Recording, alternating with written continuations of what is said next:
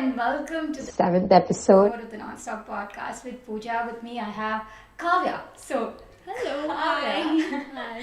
Yeah, she needs no introduction for me, but maybe for you guys because Kavya has been a long time friend, and she's not just an interesting personality, but also a very lovely girl that's doing a lot of interesting things. So, let's hear it from you, Kavya. Thank you for having me so much, Pooja.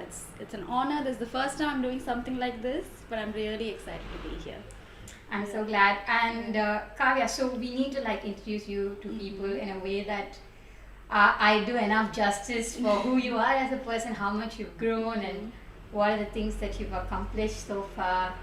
And so let's talk about the lighter topics. Yeah, Yes. let's start off with. So Kavya, I've known as a leader in school, a very a very kind person, and she was we went to middle school to high school together, so she was in a leadership position. I'm not sure by choice or by it was imposed on her. So we go long back, so I think it's only fair to say this. She was into taekwondo.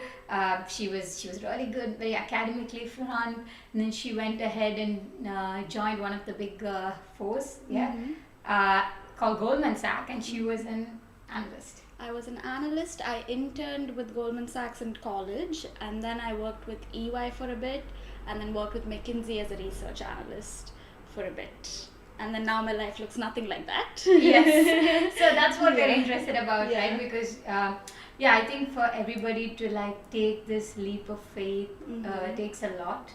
And I think with you, you've also gone through a lot of turbulence to get Yes. there. Yeah. Maybe to reinvent yourself, which not a lot of people in today's time are willing to take the leap, because something that seems safe to them, even if it's uncomfortable, they keep going on with it, right? Yeah. So let's talk more about that. So in your days with Goldman Sachs and McKinsey, I believe you've traveled a lot, yeah? Yes.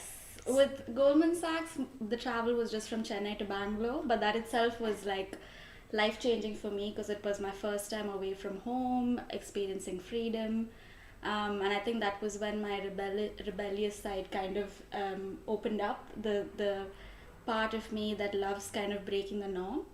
And then with McKinsey, yes, I traveled to Japan quite a bit for work, which was amazing. And then COVID happened, and then I couldn't travel. And then I was like, wait, is this job still for me? And that's what led me to change my career, so to speak. Okay, so with McKinsey, you did a bit of analysis in terms Yes. of what? Okay, that's a good question. So McKinsey is a consulting firm, and as consultants, we work across multiple industries, whether it's retail or beauty or consumer, policies. There's just a whole range of stuff. So as a research analyst, all I did was help get data, and we help strategize the big clients. Give me one moment. So the reason I'm going off topic, but one of the reasons I shifted my career was to kind of help myself. And I'm a very anxious person, and that's kind of coming up right now, but I believe in authenticity. Yeah. So I'm just going to own it, that I am quite nervous at the moment. Yeah. So McKinsey, coming back to that. Yeah.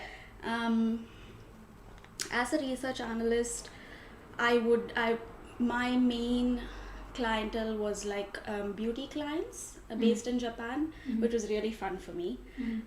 So it was just about finding out all the competitors, all of the strategies that was kind of working for them, and then creating an analysis of what would then serve our clients. So there was a lot of presentations with CEOs, partners, very intimidating stuff. I was just in the background for most of it, but it was still really fun for me to explore industries that I would have never had the chance to explore otherwise. Yeah, it sounds so intriguing because as a lawyer myself, you it's almost inevitable that we do not keep ourselves protected. We always have to put ourselves out there. With that also comes a large amount of ownership and responsibility, and having to show up your best every day, every single day, and that's a hustle which is hard.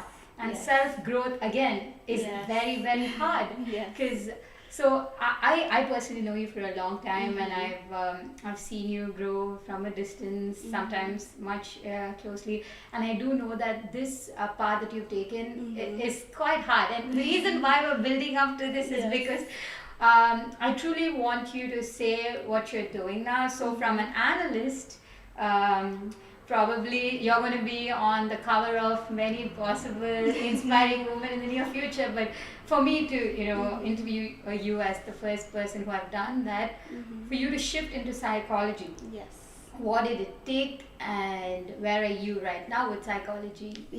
So what it took, it was a very personal journey that kind of brought me there. So going back to how the pandemic happened, the travel element was kind of taken out of McKinsey. I found that my motivations and my values weren't really aligning as much. I loved the people. I grew a lot. I was put in really challenging, uncomfortable situations. But there was something in me that made me feel quite disconnected with myself. And that was really highlighted during the lockdown. I think it was highlighted for a lot of people, but for me it was quite intense. I was not in a good space mentally. And even before then, I had been going through some very personal issues that even introduced me to mental health as a concept. So I started out as a client of therapy properly during the pandemic, and I realized how much of myself I didn't know and how unkind to myself I had been for most of my life. So the gift that my therapist gave me was just to view myself with this compassionate, gracious lens, and I was like, wow, this feels meaningful. I like myself, or I know how to start liking myself at least. And so during the pandemic, I started volunteering with a mental health organization called Lone Pact. It's a charity based in Chennai, and I was just this buddy online where I received training to be a listener, but on an online platform where people with mental health issues would just sign up, reach out, and we would just chat to them. And there were some really intense cases, some not so intense cases, but just showing up as a listener and lending a kind and comforting ear felt so meaningful to me. It really sparked this passion in me, and I thought, okay, maybe I'm good at this, and maybe this is what I want to do. What my therapist did for me, maybe I want to be able to do that for other people. And so I took the plunge. It was the most terrifying thing of my life, because back then, COVID, I was one of the only earning members of the family, because business was bad for the rest of the family, and business was all I had known. It's my family's background, and to just be okay, let me put all of that aside and take this plunge was terrifying. But I think after speaking to multiple people who had either shifted careers or who were in the field, I just knew further and further that this was the thing for me. And I narrowed down one specific university of Edinburgh, based on the fact that it allowed me to start seeing clients while I was in uni itself. It was part of the qualification, and it would help me to continue to be financially stable. That was a very, very big one for me, because I didn't want to give up everything that I'd built in terms of financial independence. That was a huge point for me, and I didn't want to just let that go and become dependent on family again. So this uni, for multiple reasons, and the course itself and how it really how it promised to make me kind of sit with myself and confront my stuff, plus the financial stability point, I just knew that was the only uni I applied to. It was a huge risk. I had spoken to some 30 people across the world and narrowed it down to that one. I told myself if I didn't get in the first year that I applied, I'll wait it out and apply again. Luckily, I got through the first time. And now I'm here 3 years later. 3 years later? Almost 3 years later. Okay. And I don't want to cut you through, so I want you to tell us exactly where you are 3 years later. Oh, yes, exactly. So now I have qualified. I graduated last year from my 2-year master's. And yes, and I've qualified. I've been working as a qualified psychotherapist for close to a year now. And I work with 2 organizations: Vocal, which is helping unpaid carers, so people caring for people with terminal illnesses, addictions, autism, and so on. So I don't support them, but I support the people looking after them with their mental health struggles, whether it's, the grief that they feel, the loss that they feel, the anger they feel. And that's all above the age of 18 years. I only work with adults across my role as a therapist. The other organization is called the Whole Works, and with that, it's more general. It's not a specific subset. It's just anyone over the age of 18 years old. And apart from that, I also do a private practice online where I see clients for more general topics, but again, working with adults specifically.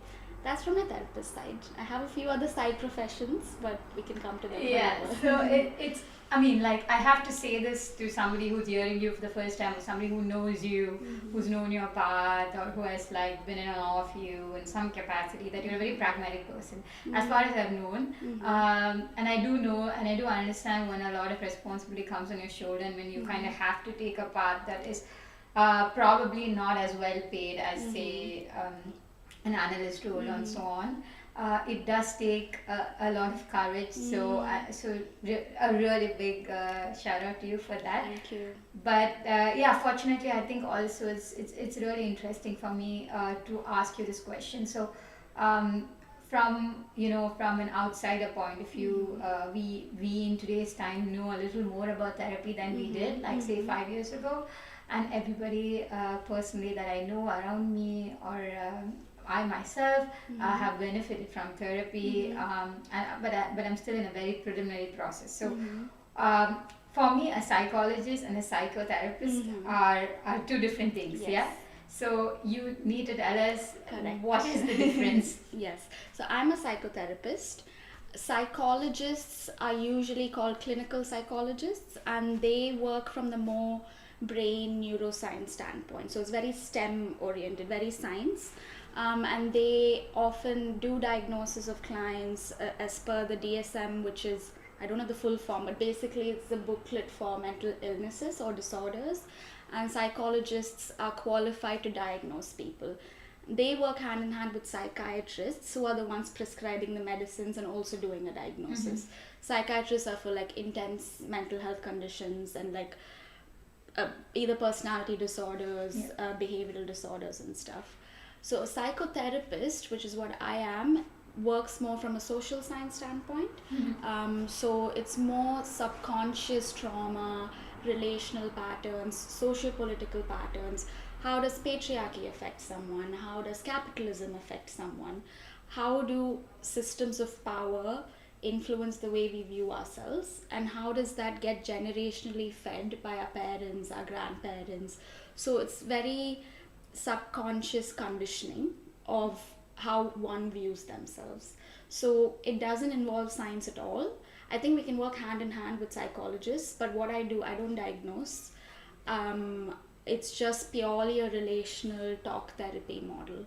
There are overlaps with all of them, but the qualifications are predominantly what I think separates all of them. All right, and so just to get some context in terms of what you do, so how far is subconscious, kind of like analyzing workable? Like, do you think, having said that, I probably have this trauma from A, B, Z point of time of my life, and generational, etc., like a wound, or like a disease that could be hereditary. I assume that trauma can also be generational. Yes. And in terms of that, how far do you think it's workable for people who are wanting to take the plunge, like you said, but they still don't know whether it's worth it, because it's still monetary investment? So what would you say, that is this curable, or is this something that you just need to know so that you're conscious, so that you don't make another decision based on your thought process? It depends on, I don't know if I'd use the word curable. But I guess, label it healing Okay. with an ing. Yeah. You're never healed. Yeah. You're in a process of healing, and it's Yeah. a lifelong process. Yeah. And I've noticed the clients who it feels like it fits the most, or the ones who benefit the most, are the ones who 100% want this. Yeah. Who are willing to make the time, monetary, and emotional commitment to it. Where they're almost open to the uncertainty of not knowing how they'll heal or how they'll get better. But they're like, you know what? Something's off and I want to get to the bottom of it. And usually the ones who are very curious with themselves are the ones that benefit the most. In some cases, their levels of distress are so high that we will first send them to a psychologist or a psychiatrist to get on meds to stabilize. So I guess that's where again the disciplines overlap as well. So I guess there is no short answer to your question. Of course. It really varies from person to person. Just going back to me as a client, I've never been diagnosed with a mental illness. I started with a psychiatrist, realized she was quite unethical, didn't really work for me, and then moved to a psychotherapist. And for me, just being able to look at my viewpoints differently and understand my conditioning and understand why I am so unkind to myself has then inherently made me be more kind to myself, and so feel more whole as a person, as opposed to like fighting with myself, if that makes sense. So if you do know your subconscious mind in short, then you do get to work on building the self-respect. Exactly. Okay. Self-respect, self-love, and just reconditioning the way you view yourself and the world. Okay. Yeah. So now that like we've gotten the big elephant out of the room, you know, of course I want to ask you maybe a little more questions, but I think that brings me to the next bunch of things that you're doing for yourself in the process. So I know in like therapy in itself, there are various kinds of therapy, like touch therapy, there is singing therapy, there is a therapy that you put any prefix to it and then what works for you, right? So in this room of therapies and thoughts, you have picked two things which are very exclusive for yourself, but these are also your, not just your hobbies, I assume it's also something that you've made a living of. So the first topic I would like to touch with you is being a live model. Yes. So how do you relate to this? What got you here and what's the process of it? So I didn't even know this existed till one of my course mates, who's also a psychotherapist, introduced me to the world of it. So she's a life model herself. And when I was like, wait, what's that? She's like, oh, I post note for artists. And I was like, mind blown. Yeah. Coming from a post-colonial patriarchal country like India, where a female body, at least for me, my body never felt it belonged to me. Yeah. Because I was always told how to dress, how to look, how to behave, how to guard myself. I was victim blamed if something wrong happened to me. So I just didn't have any agency. So for me to have, the course mate is also a brown girl. So to have another brown friend, also female, do this and love it and find so much confidence in herself, I was like, I just have to try. And I volunteered with a charity first, a sex positive charity in the UK, which works to educate young people about just sex and having a positive relationship with it. And we were 4 new models, all of us female or femme presenting, and we were all equally terrified. But I think the fact that we were all new and we were all equally terrified just helped. And I think my first slot was just 20 minutes long. And I remember my first pose, I was so small and restricted and like wasn't really showing much of myself. But the second pose, I kind of opened up and I felt like I was the queen of the world or something. Just the energy of being able to reclaim that ownership and say, I'm consensually choosing to express my body this way in a safe environment where it's for art or whatever the purpose, but where my boundaries, I know, won't be breached, or even if they're breached, I'll still be protected. And I know I'm just, it just felt safe and empowering and freeing to be able to do that. And now I've been doing that for more than a year, and from 20-minute poses I've done like 12-week poses, like standing, I've done all sorts of things, but I absolutely love it and find so much meaning and joy from it.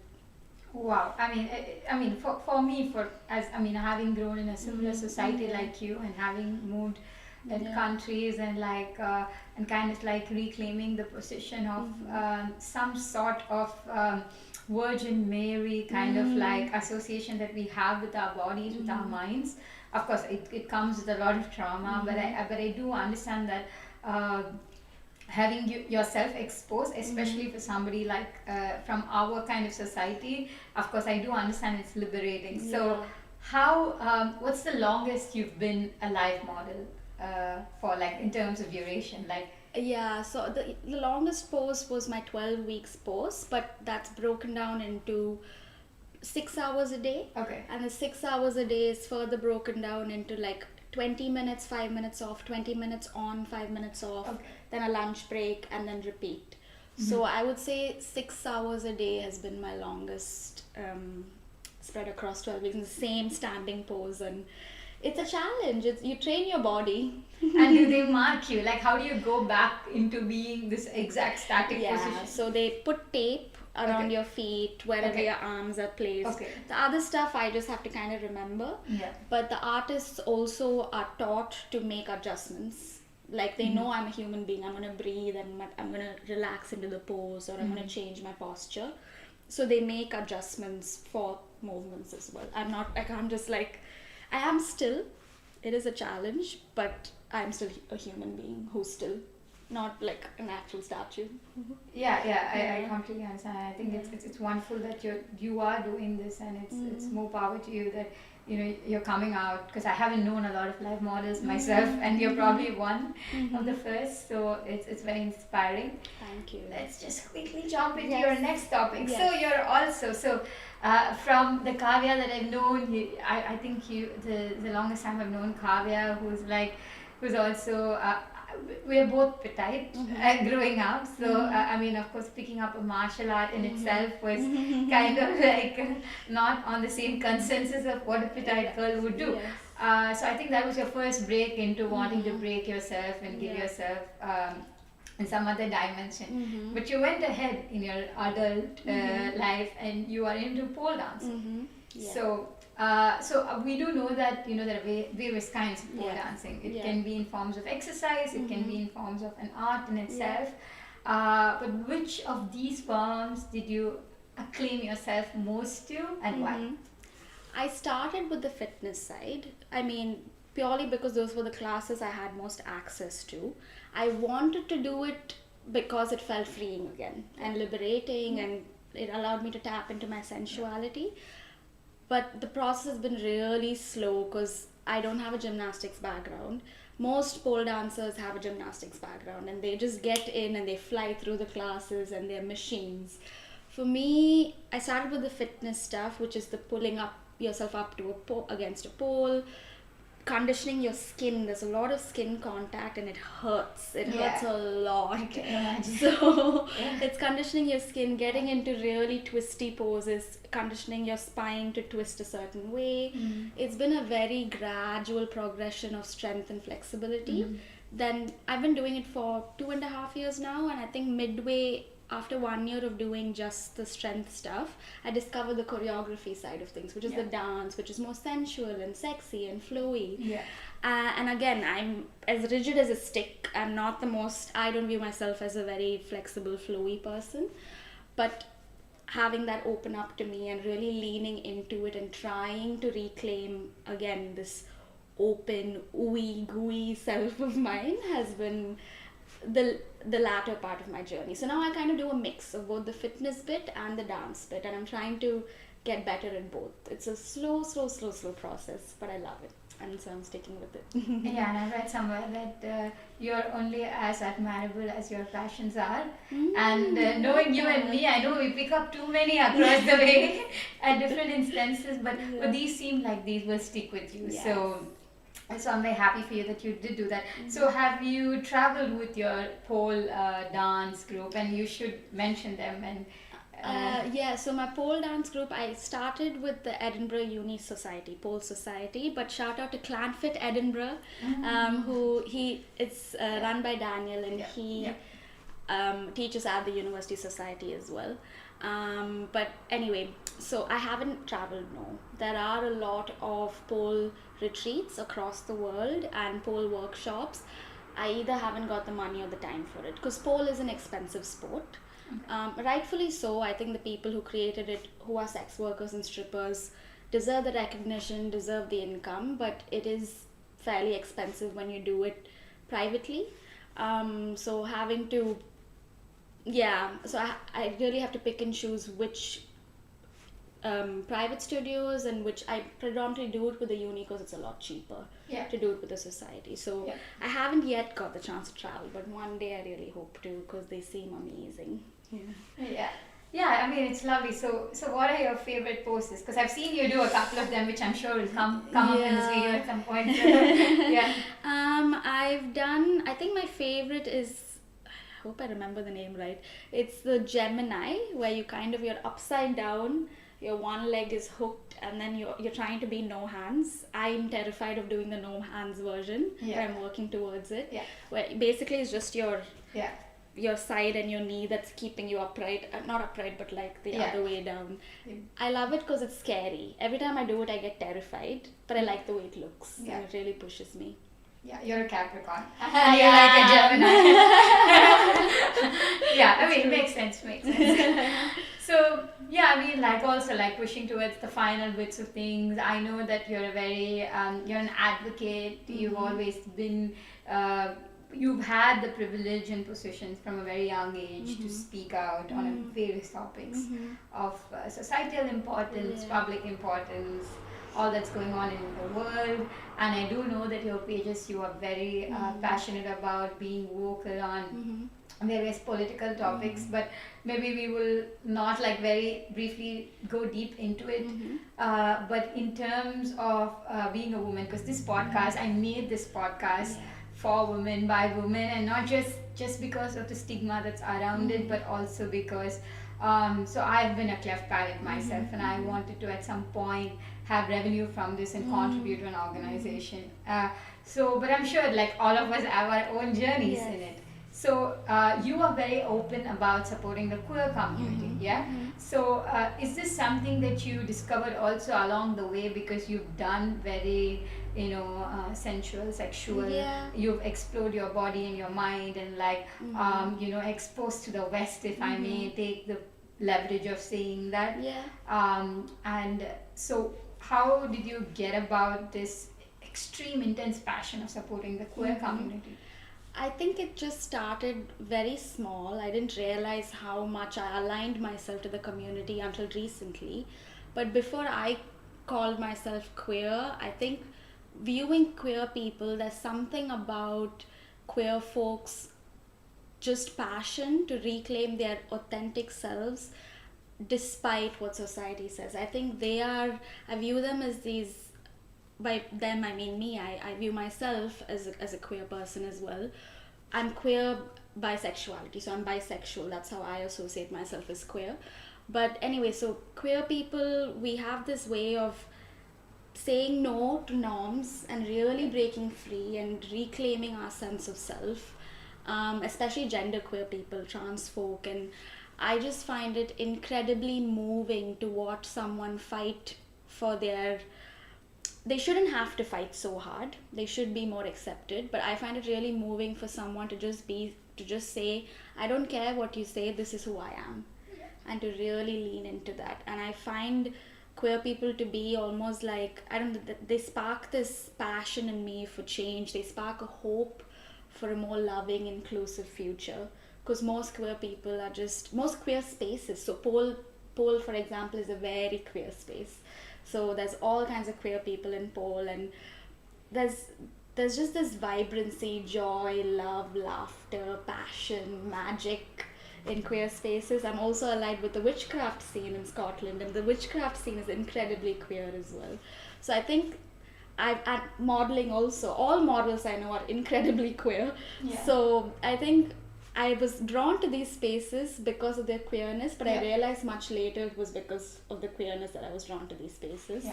I just think as someone who belongs to the community but also a die-hard ally, I just feel like it's not even a thing I have to do. It just inherently comes to me to advocate for queer rights. Yeah. Are you on any marches upcoming or approach? Are you looking forward to something that you will be participating in? Or did you participate recently in something? There was the Pride March in Edinburgh, which was amazing. Last year was my first Pride March ever. I didn't get a chance to do it in Chennai. Yeah. So in Edinburgh it was my first Pride March, and I remember being like, oh my gosh, this is love. This is what love means. Yeah. So I did it this time with my other political cause as well, which is the Palestinian cause. Right now I'm trying to find an intersection between queer and Palestinian rights. Not all marches have an intersection, but the Edinburgh community usually every Saturday puts up some kind of activist approach towards the Palestinian cause, which often involves queer people. So there's an overlap there. Yeah. Yeah. Thank you, Kavya. So I have to ask you a couple of more final questions before I get the most out of you and this experience from you. So I've been to the Feud Museum in north of London, and I was very impressed. And I remember, I got this book on ego versus ID. So just a quick rapid fire, to end this. I think I'm gonna fail. So which do you think wins according to you, the ego or the ID? Oh my god, I don't even... So, just as a Freud, I studied only in my program, and I do believe in... So he does psychoanalysis, I do psychodynamic. Yeah. I don't even remember exactly what the id and the ego means. If I were to reframe it myself, I think it's less about the ego and more about the self, or... it's called the true self, it's called the self-actualized self. There's so many different names and different models. If I remember right, I think the id is the self. I really don't know. But if it's the self, I think the self for sure, because the ego feels like a mask of projections and judgments and shame, and then you project it back, and there's meanness, but the id is this being that's full of love and acceptance and this oneness with whoever is holding the id and also everything around it. So I say id. But thank you for job. I was like, wait, what is it, the ego? I think I threw you off the car. I have to bring back. I'm a therapist. There comes your issues of explaining, I'm doing this and all that. But the final two questions. So, what's the one book that changed your life, and what's the one movie that you love? Bell Hooks' All About Love is the book that changed my life. I'd been hearing about it for a long time, but it's just about finding love in what Bell Hooks calls a white supremacist, imperialist, capitalist, patriarchal society. Okay. So it's still about how to undo all of the damage that those systems do, and to really sit with what love means, and not just romantic love, but love as a moving, flowing, beautiful, all-encompassing thing. Movie, I thought about this, and I'm just gonna go with my instinctual answer, which is Tare Zameen Par. Okay.